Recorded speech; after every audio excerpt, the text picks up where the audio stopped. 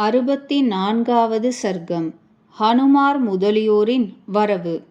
சுக்ரீவரால் இப்படி சொல்லக் கேட்ட ததிமுகன் என்ற வானரன் இப்பொழுது அகம் மகிழ்ந்தவனாகவே ஸ்ரீ ராகவரையும் லக்ஷ்மணரையும் சுக்ரீவரையும் அபிவாதனம் பண்ணினான். மகாபலிஷ்டர்களான ஸ்ரீ ராகவர்களையும் சுக்ரீவரையும் அவன் தாழ் பணிந்து கூடி நின்ற சூரர்களான வானரர்களுடன் ஆகாச மார்க்கத்திலேயே கிளம்பிச் சென்றான் கான். அவன் முதலில் எப்படி வந்தானோ அப்படியே வேகமாய்ச் சென்றான். ஆகாயத்தினின்றே பூமியில் இறங்கி அந்த வனத்தில் புகுந்தான். மதுவனத்தில் நுழைந்த அவன் வானர வீரர்கள் எல்லோரையும் மயக்கம் தெளிந்து எழுந்தவர்களாய்க் கண்டான். அந்த வீரன் அவர்களை நெருங்கினான். அங்கதனை பார்த்து கையில் அஞ்சலி பந்தத்தை செய்து கொண்டு அகமகிழ்ச்சி கொண்டவனாய் பின்கண்ட யதார்த்தமான மொழியை விளம்பினான். சாந்த குணசீலனே, நீங்கள் காவலாளர்களால் தெரியாத்தனத்தாலும் கோபத்தாலும் தடுக்கப்பட்டீர்கள். இவர்களால் தடுக்கப்பட்டதை பற்றி கோபம் கொள்ள வேண்டாம். மகாவல்லவனே, யுவராஜரான நீர் இந்த வனத்திற்கு எஜமானன். மூடத்தனத்தால் முன்பு பிழை செய்யப்பட்டது. அதை தாம் பொறுத்தருள வேண்டும். நிரபராதியே, இந்த எல்லா வானரர்களுடைய இங்கு திரும்பி வருதலாகிய செய்தி உன் சிற்றப்பனுக்கு என்னாலேயே விரைந்தோடி தெரிவிக்கப்பட்டது. இந்த வானர வீரர்களுடன் கூடி தாம் வந்த செய்தியை கேட்டு அவர் அதிக சந்தோஷம் அடைந்தார். இவர் வனம் அழிந்ததென அறிந்தும் சினம் கொண்டார் இல்லை. உனக்கு சிற்றப்பனும் வானர ராஜாவாகும் ஆகிய சுக்ரீவ மகாராஜர் மிக சந்தோஷப்படுபவராயே. அவர்கள் யாவரையும் விரைவில் அனுப்பிவிடு என்று எனக்கு உத்தரவு அளித்தார். வார்த்தை அறிபவரில் சிறந்தவனும் வானர சிரேஷ்டனுமான அங்கதன் ததிமுகனுடைய மதுரமான இந்த வச்சனத்தை கேட்டு அவர்களை பார்த்து பின்வரும் மொழியை உரைத்தான். வானரத் தலைவர்களே, இந்த சமாச்சாரம் ஸ்ரீ ராமரால் தெரிந்து கொள்ளப்பட்டதாக நான் அறிகிறேன். ஆகையால் பகை வெல்லுபவர்களே, அனாவசியமான ஆட்டத்தில் இங்கு கால ஹரணம் செய்வதற்கு நமக்கு அவகாசம் இல்லை. வானரர்கால் வேண்டிய வரையில் மதுவை பருகி விடாய் தீர்ந்தீர்கள். என் ஐயனான சுக்ரீவர் எவ்விடத்தில் இருக்கின்றாரோ அவ்விடத்திற்கு போய்ச் சேருவது தவிர மற்றபடியானது என்ன இருக்கிறது? கபிவரர்கால் எல்லோரும் ஒன்றாக கூடி எனக்கு எவ்வாறு விதிக்கின்றனரோ அவ்வாறு செய்ய வேண்டுபவனாய் செய்ய வேண்டிய காரியத்தில் நான் உங்களால் ஏவப்பட வேண்டியவனாக ஆகிறேன். காரியங்களை பூர்த்தி செய்து வைத்தவர்களான நீங்கள் என்னால் அதிகாரம் செய்யப்படுவதற்கு கூடாது. ஆதலின் நான் இளவரசாய் இருக்கிறேன் என்றாலும் ஆக்ஞாபிக்க அதிகாரம் உடையவனாக இல்லை.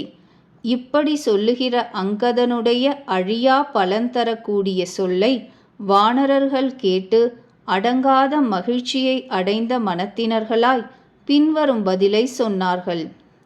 வானரோத்தமரே, அரசே, எஜமானனாக இருக்கின்ற எவன் இவ்வண்ணம் சொல்லுவான்? செல்வச் செருக்கினால் மதம் கொண்டவன் எல்லாம் நானே என்று எண்ணிக்கொள்கிறானன்றோ? இந்த வார்த்தை உமக்கேதான் ஏற்றதாகும், வேறு எவருக்கும் ஏலாது. தனிந்திருப்பது உமக்கு இனி வரப்போகிற பாக்கியத்தின் அபிவிருத்தியை தெரிவிக்கிறது.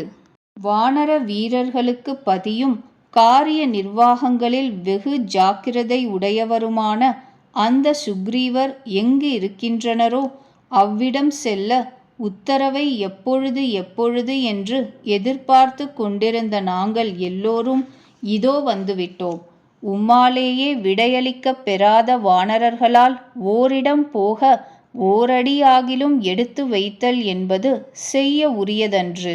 வானர சிரேஷ்டரே, உமக்கு இதை சத்தியமாகவே சொல்கிறோம் என்று இப்படி அவர்கள் சொல்ல அங்கதன் சபாஷ், போவோம் என்று பதில் சொன்னார்.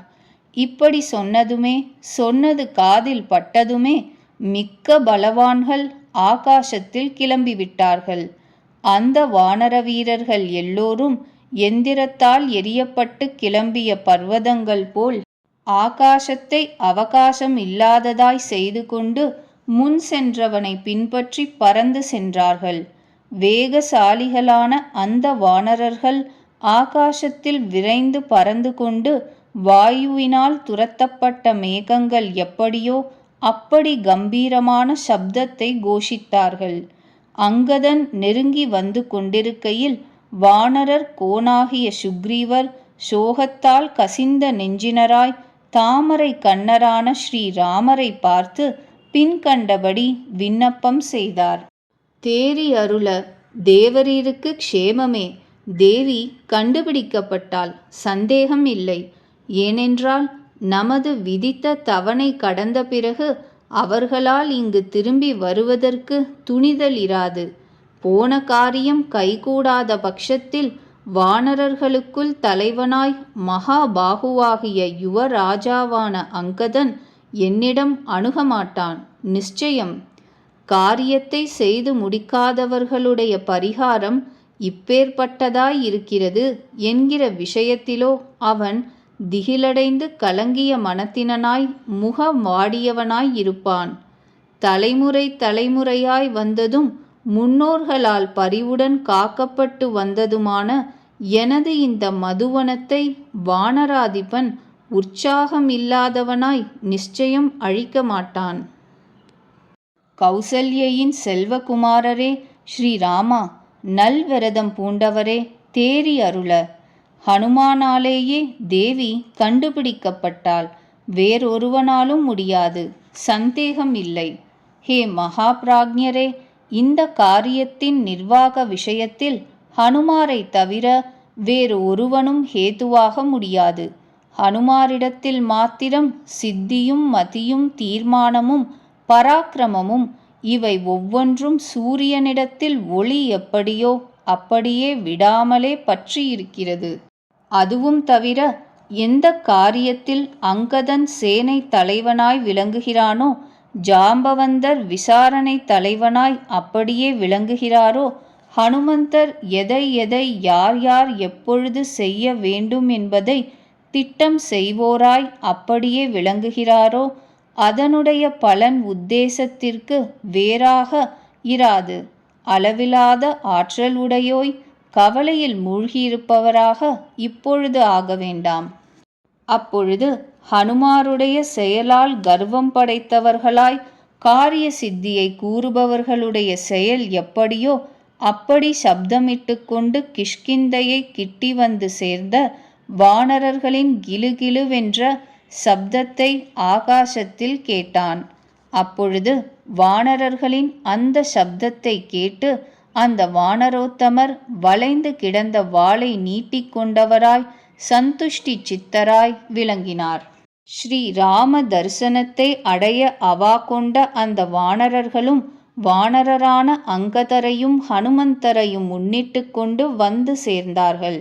அங்கதன் முதலிய அந்த வீரர்கள் களிகூர்ந்த மனத்தினர்களாயும் முகமலர்ச்சி கொண்டவர்களாயும் வானர ராஜருக்கும் ஸ்ரீ ராகவருக்கும் அருகில் வந்து இறங்கினார்கள்.